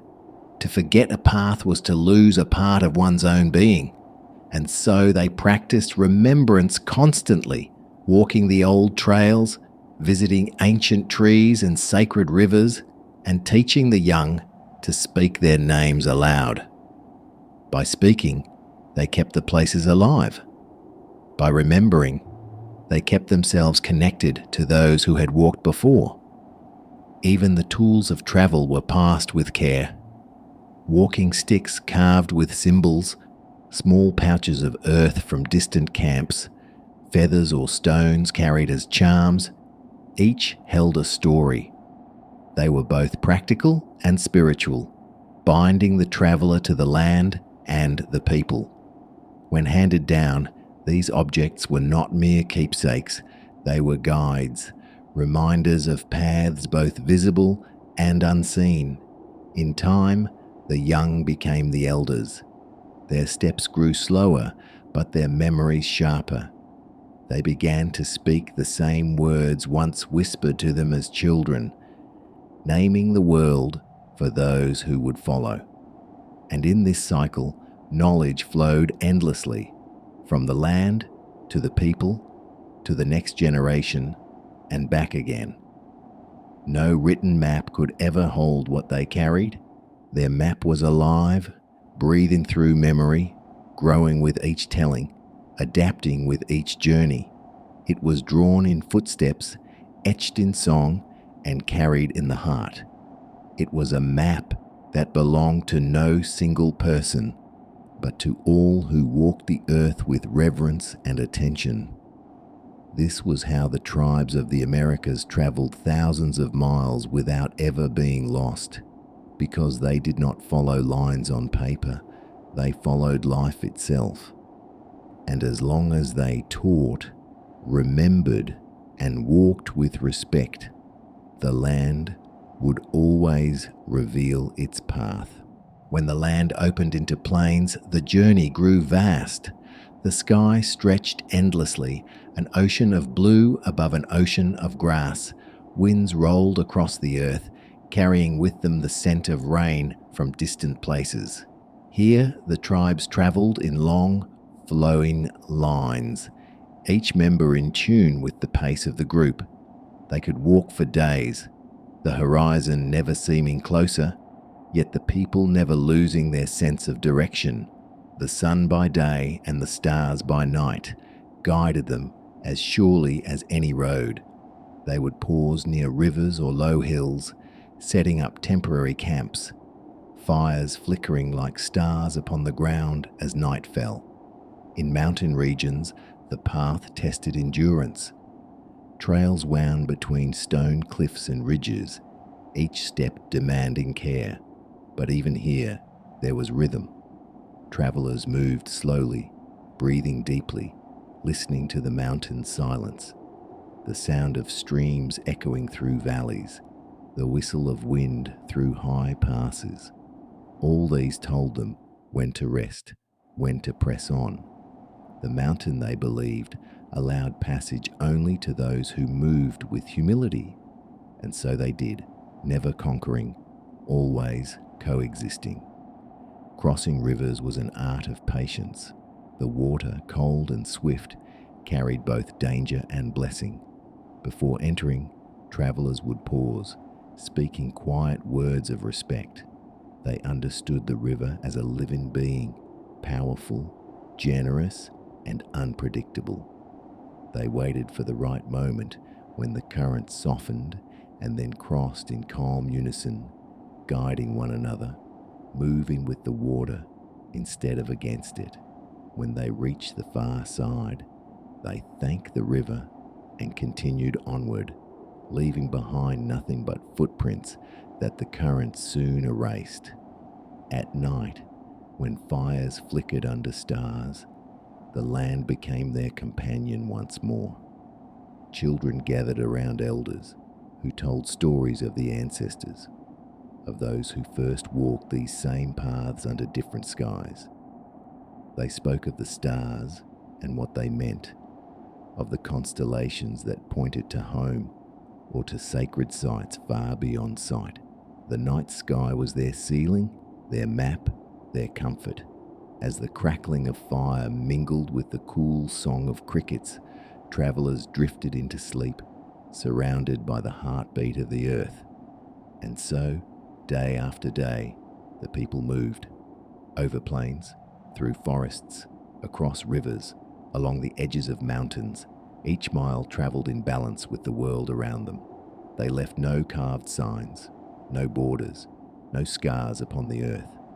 Their memory was their compass. Their faith was their direction. Their reverence was their map. To the tribes, travel was never about distance. It was about belonging. Every place they went was already a part of them, already tied to story, song, and spirit. They did not wander. They returned again and again to the heart of the land. And though they covered thousands of miles, they were always home. When a tribe moved, it was never chaos.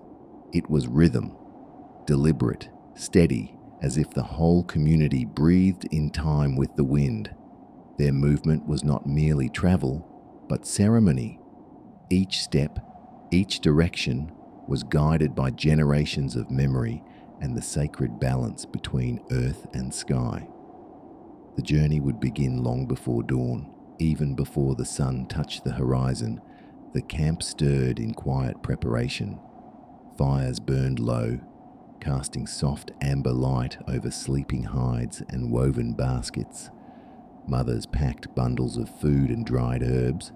Fathers checked tools, and elders murmured blessings to the east. Children rubbed sleep from their eyes as the world began to awaken. The crackle of fire, the soft snort of ponies, the whisper of leather and sinew being fastened. When the light finally rose, the world shimmered with purpose.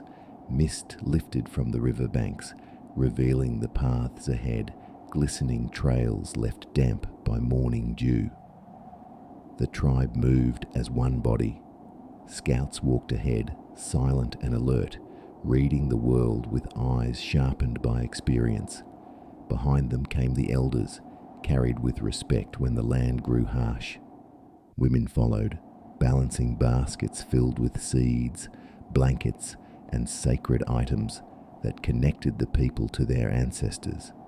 Children walked beside them, learning the pace of the world, the slow patience of travel, the rhythm of earth beneath their feet. The pace was unhurried, never forced. They moved as the sun moved, resting when the light was at its fiercest, traveling again as the day cooled into gold. The songs they sang as they walked were more than music, they were memory. Each verse recounted a landmark, a river crossing, a safe pass through distant mountains. The world answered their song, echoing through the valleys, whispering back through the grass.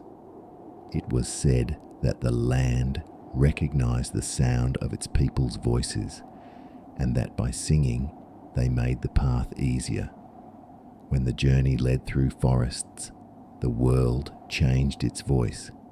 Pines sighed overhead, and light fell in shifting dappled patches upon the ground. They followed animal trails through the trees, narrow paths winding like thoughts between trunks older than memory. The air smelled of moss and wood smoke, and the ground was soft beneath their steps. Every sound, a twig snapping, a bird calling, was part of the conversation with the forest. They walked not as intruders, but as guests, always with reverence. Even in moments of hardship, when storms rolled across the plains or snow thickened the air, they did not see the land as hostile. They saw it as alive, powerful, and deserving of respect. They built fires that glowed softly against the storm, wrapped themselves in furs, and listened to the wind as if it were a voice telling them where to go next. Every challenge was part of the story. Every hardship carried wisdom. Through these great migrations, entire communities learned unity. Each person had a place, a role in the rhythm of travel. Some guided by stars, some carried sacred bundles, some scouted ahead, and some cared for the young and the old.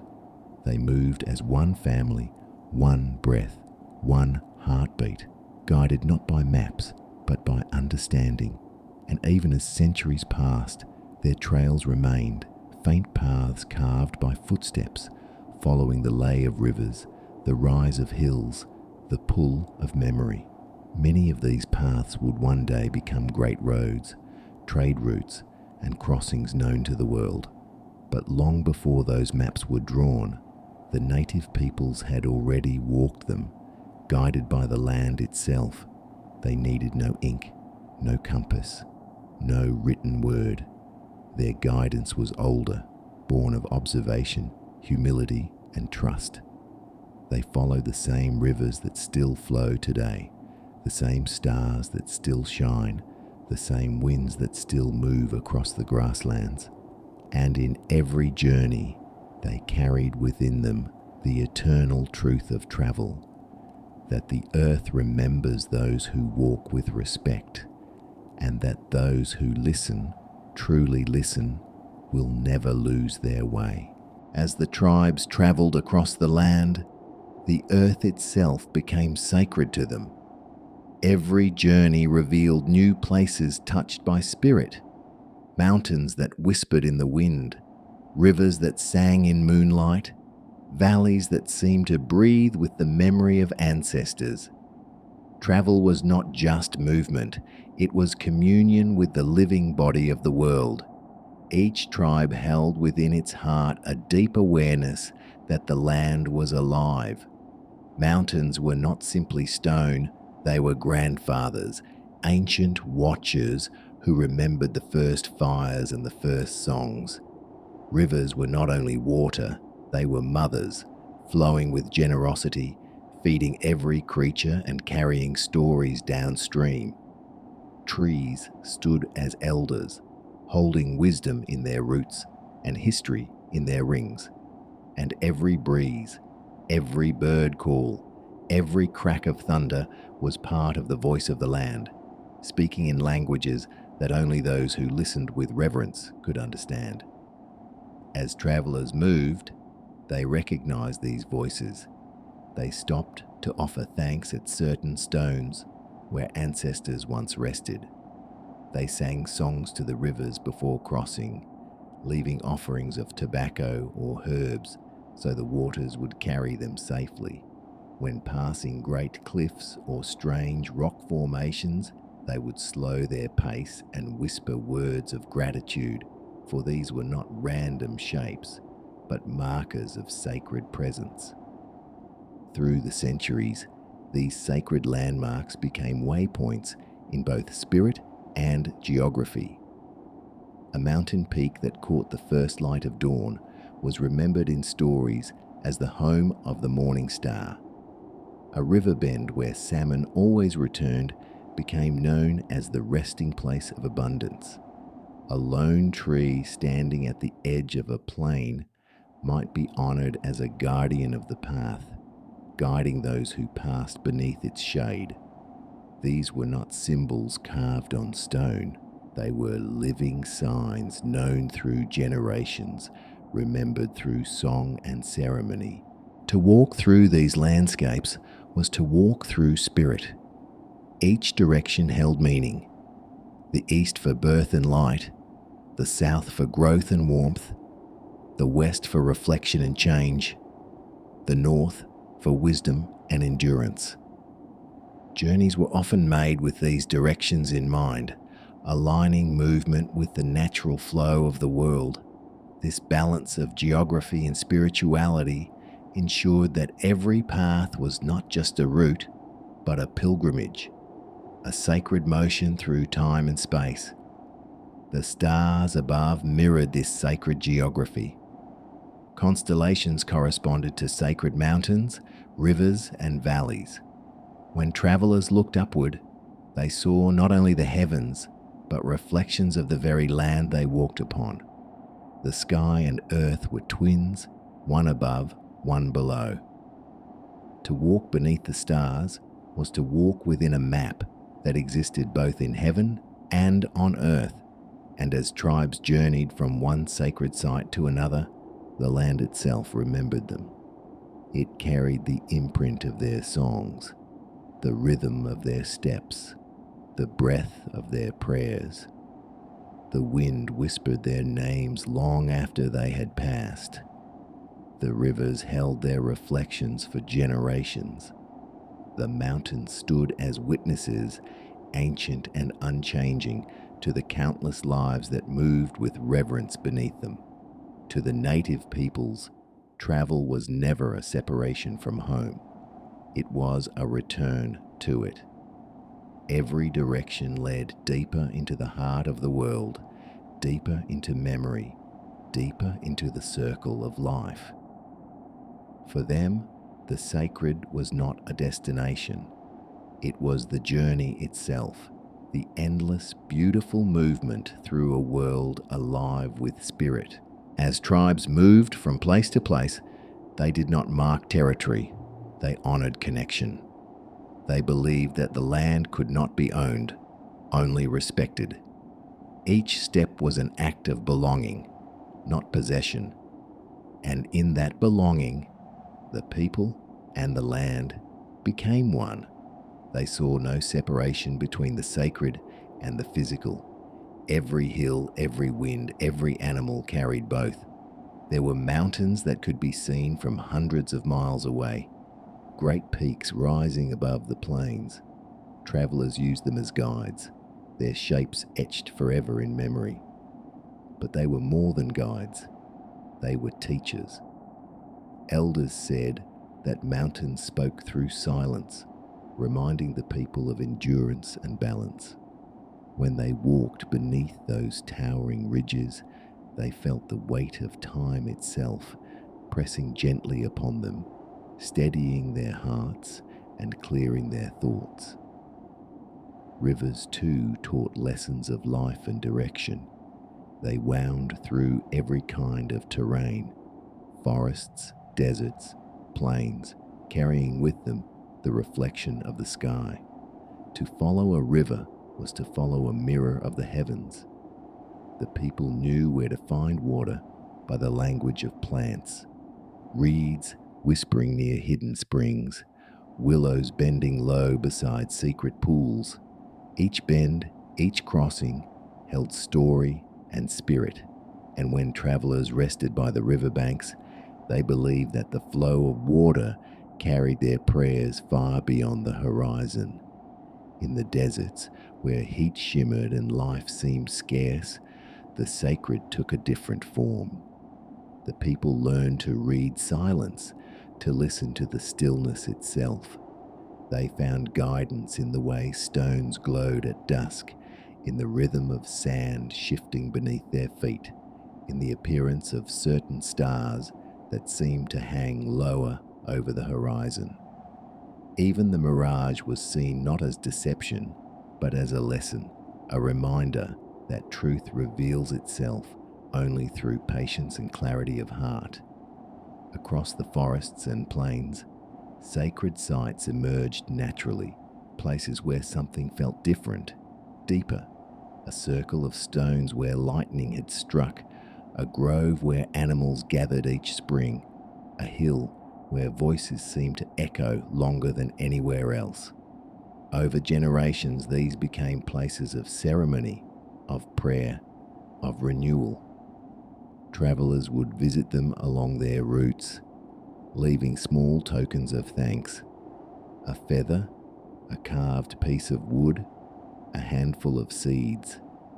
Each offering added to the invisible chain that bound people and land together. When the sun sank behind the mountains and the last embers of daylight faded, a different kind of map appeared in the heavens. For the ancient tribes, the night sky was not a mystery. It was a living guide, a sacred text written in starlight. Every tribe, from the forests to the deserts, from the plains to the icy northern reaches, looked upward and saw not just distant lights, but familiar companions, ancient teachers who had watched over their people since time began. They believed the stars were the eyes of ancestors, forever looking down, forever guiding. Each constellation was a story of creation, of balance, of lessons passed down through countless generations. And those stories were not only told in winter nights by the fire, they were woven into travel, navigation, and survival. The sky was a map, vast and eternal, teaching them how to move across the earth with harmony and purpose. When the people set out on long journeys, sometimes hundreds, even thousands of miles, they walked not by compass or chart, but by memory and the stars. They knew which constellations rose at certain seasons, which ones lingered at specific points of the night, and how each moved with the rhythm of time. The great constellations were their eternal companions, the guiding stars of the north, the circling ones that never set, the bright wanderers that shifted across the sky. At night, the elders would point to the sky and remind the younger travelers of the sacred directions. The North Star, steady, unwavering, marked the center of all things. It was the heart of the heavens, the symbol of endurance and constancy. When traveling across vast plains or through the great forests, the people kept their eyes on that steady light, knowing that as long as it burned above, they would never lose their way. Around it circled the great constellations, patterns that told stories of heroism, transformation, and the cycles of life. One tribe saw a bear there, eternal in its hunt, chasing through the seasons. Another saw a group of hunters pursuing their prey, never catching, never stopping. Each story reflected the tribe's relationship with nature, not as conquerors, but as participants in the eternal dance. In the southern lands, where the horizon was vast and open, travelers watched the bright belt of the Milky Way stretch from one edge of the night to the other. They called it the Sky River. the path of souls, the celestial trail. It was said to mirror the great rivers below, winding, shimmering, connecting every land and every being. Those who travelled by night believed that walking beneath the Sky River brought blessings, that the spirits of their ancestors journeyed along that same shining path above them. For the nomadic tribes of the plains, the movement of stars was tied to migration. When a certain cluster appeared in the east just before dawn, they knew it was time to move north for the summer. When another dipped low in the west, it signaled the season to return south, to prepare for the coming cold. The heavens marked the passing of time, turning like a great wheel that aligned perfectly with the cycles of the earth, the growth of plants, the return of animals, the thaw and freeze of rivers. Even the moon had her part in this grand design. She was the guardian of nights, the keeper of tides, the clock of the people. They counted her phases to measure time, to know when to travel, when to rest, when to hold ceremonies. A journey might begin at the new moon, when her dark face meant renewal, or under her full brightness, when her light illuminated the trails, allowing the people to walk through the night as if guided by a torch of the sky. In the high mountains, where the air was thin and the stars burned bright, the connection between heaven and earth was strongest. There, travellers often stopped to hold quiet vigils beneath the starlight, listening to the wind and the soft hum of creation. They believed that each person had a star, a twin light in the sky that mirrored their soul. When someone passed away, their light was said to rise and join the constellations, becoming another guide for those who still walked the earth. To the ancient people, the stars were not distant or unreachable. They were alive, part of the same living web that bound all things. When they looked upward, they did not feel small. They felt seen. They saw reminders of order and beauty, patterns that told them that nothing in the world was random, that every journey, every life had its place in the great rhythm of creation. As they travelled under those infinite skies, the stars whispered directions, the wind carried their songs, and the earth echoed softly beneath their feet. They were part of something vast and eternal, a journey without end. And when the first light of dawn broke across the horizon, when the stars began to fade into the golden blush of morning, the travellers would stop for a moment and bow their heads. They would thank the sky for its guidance, the ancestors for their watchful eyes, and the earth for her endless generosity. Then they would rise, lift their packs, and continue walking, onward, always onward, under the promise that the stars would return again that night to lead them farther still. When the stars faded and daylight poured over the wide expanse of the earth, another map came alive, one written not in light, but in living motion. To the native tribes, the land was a storyteller, whispering guidance in every sound, scent, and shadow. They did not look at nature as something to be conquered or crossed, but as a teacher, a vast, patient teacher whose lessons were written in the rhythm of wind and water, the lean of trees, and the silence between heartbeats. For them, every step through the wilderness was guided by observation and deep respect. They could walk through a forest, a desert, or a mountain pass and know exactly where they stood, not by markers or signs, but by the subtle voices of the world around them. Their navigation was not learned from books, but from generations of watching, listening, and remembering. When travelling through forests, they studied the trees.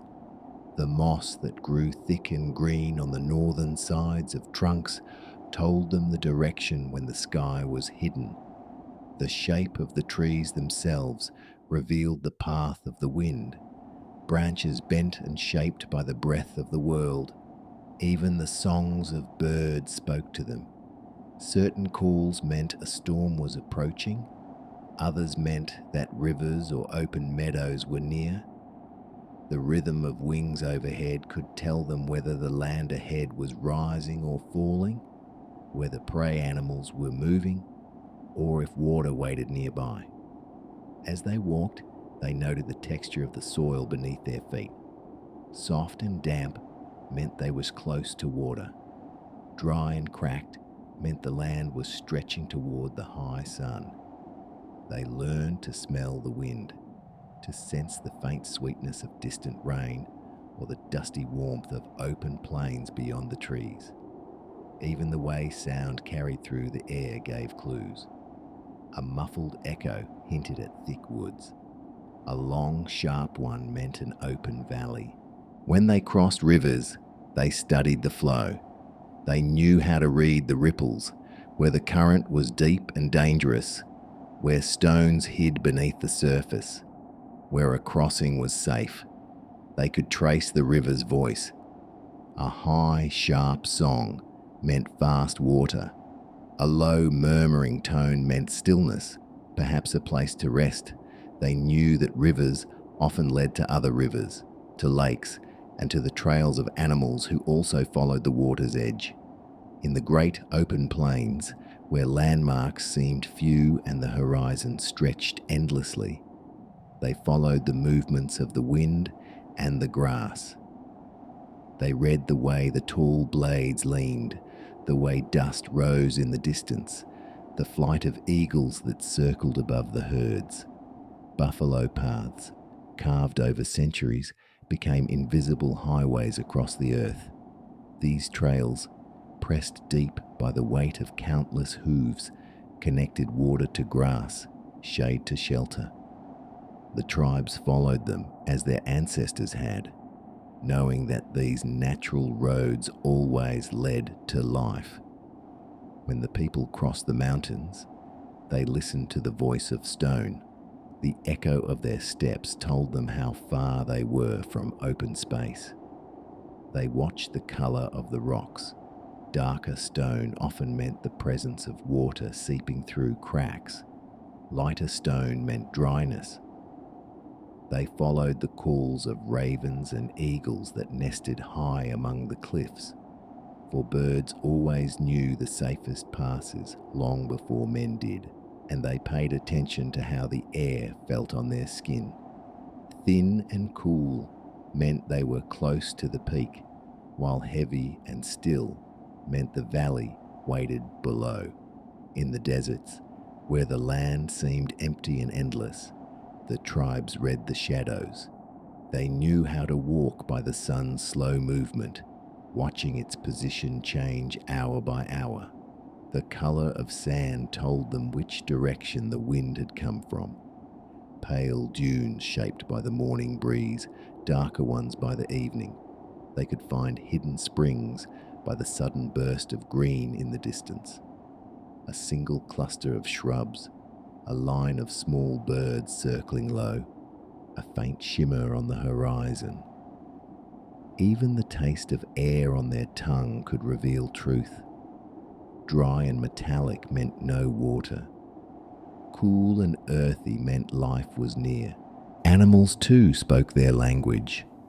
The deer that paused with its ears tilted to one side, the fox that darted along the edge of the trees, the migration of birds overhead, all told stories about direction and distance. The tribes watched them, not as hunters alone, but as fellow travelers. If herds moved north, the people knew the land ahead was growing fertile. If they moved south too early, it meant the winds of winter were already whispering from the mountains. They also read the sky in daylight. The shape of clouds revealed what was coming. Thin, high streaks meant fair weather. Dark, low masses meant storms. The halo around the sun warned of rain, the changing scent of air, the deepening tone of thunder rolling far away. All of these were signals, pieces of a language known only to those who listened with patience and care. Even silence itself carried meaning. When the forest grew too quiet, they knew predators were near. When the wind stopped moving, it often meant a great change was coming. A storm, a shift in season, a spiritual stirring. To the people, silence was not emptiness. It was attention. It was the earth holding its breath. In every environment, forest, desert, mountain or plain, they found harmony between movement and awareness. They moved with the land, not against it. They walked softly, not to disturb the stories beneath their feet. They believed that every rock, every blade of grass, every ripple in the stream had purpose, that even the smallest detail could guide them if they learned to see, and in that seeing they found safety. They could travel for months without losing their way. Their map was not made of ink, but of living memory, of wind, scent, sound, and spirit. It was a knowledge carried in their bones, passed from elder to child, sung in stories beside the fire, and tested on the long roads through the wilderness. Their journeys were not guided by chance, but by a bond, an unbroken trust between people and the world they moved through. To them, the land was not a maze to be solved. It was a companion to be understood, and in that understanding they never walked alone.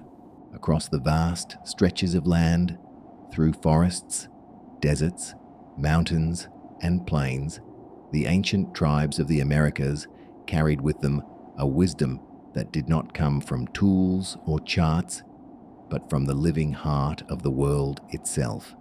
They traveled without maps, yet they were never lost. They crossed thousands of miles, yet they never left home, because to them, the earth was not something to be navigated. It was something to be known, remembered, and loved. Each journey they took was a thread woven into a grander pattern, a tapestry of movement and meaning bound by reverence. Every sound, every star, every grain of sand was a teacher. The mountains were not obstacles, but grandfathers watching from afar. The rivers were mothers carrying life and memory. The wind was a voice whispering guidance from unseen realms, and the stars were eternal fires lit by ancestors to guide the living through both darkness and time. They walked with humility, placing their feet softly on the soil as though greeting an old friend. They carried their homes in memory, their directions in story, their maps in the very shape of the land. Each path was remembered not by distance but by feeling, by the way the air changed, the way the light moved across the grass, the way the spirit of a place spoke through silence. And in every journey they found themselves reflected in nature's mirror, not separate from it, but part of its endless pulse. The wisdom of their travel was not about reaching a destination. It was about becoming one with the motion of the earth, the eternal rhythm of creation and return. To move was to listen. To listen was to learn. And to learn was to live in harmony with everything that breathes and moves. Their stories remind us that navigation is not just about direction, but about connection. That the truest path is not drawn on parchment or screen, but felt in the quiet of the soul, in the patience to hear the rustle of leaves, to sense the pull of the stars, to trust the instincts that rise from within, where the old wisdom still dwells. And as the world turned beneath their feet, they knew that no matter how far they traveled, they were always walking within the same sacred circle, the one that joins sky and soil, life and spirit, beginning and end. For the ancient tribes, travel was not a crossing of distance. It was a ceremony, an offering to the earth, a song to the sky, and a promise to remember that we are part of all that surrounds us.